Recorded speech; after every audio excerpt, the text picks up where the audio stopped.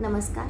बऱ्याचदा काय होतं की आपण लहान मुलांचा अभ्यास घ्यायला बसतो, पण ते खूप कंटाळा करतात.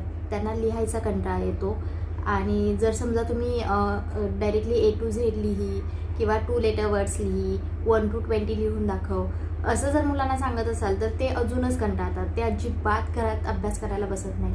म्हणजे हा पर्सनली माझाही अनुभव आहे. खूप साऱ्या बायकांचा सेम इश्यू आहे की मुलगा घरात अभ्यास करत नाही. मग त्याला विविध पर्याय शोधले जातात की मग ट्युशन लाव, एक्स्ट्रा क्लासेस कर वगैरे. पण मग त्याने काय होतं की मुलांचा वेळ खूप वाया जातो.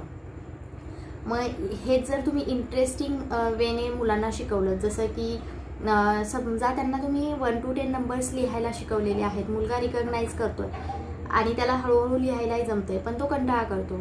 अशा वेळी तुम्ही काय कराल, त्याच नंबरची ड्रॉइंग बनवाल. समजा तुम्ही नंबर 1 शिकवला त्याला, ही स्टँडिंग लाईन असते, ह्याला नंबर 1 म्हणतात. पण हेच जर तुम्ही चल आपण 1 काढूयात आणि त्यापासून मी तुला एक छान ट्री ड्रॉ करायला शिकवते किंवा मी तुला छान चित्र शिकवते.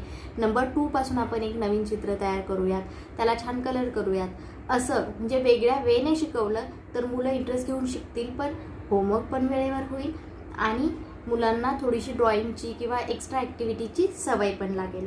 तर आज मी तुम्हाला असेच नंबर 1 to 10 पर्यंतचे जे नंबर्स आहेत त्यापासून विविध चित्र कुठलीही तयार करायची किंवा छान छान छोट्याशा ड्रॉइंग कशा करायच्या, जी लहान मुलं इझिली करू शकतात, अशा काही ड्रॉइंग दाखवते. चला तर बघूयात नंबर 1 to 10च्या ड्रॉइंग्स.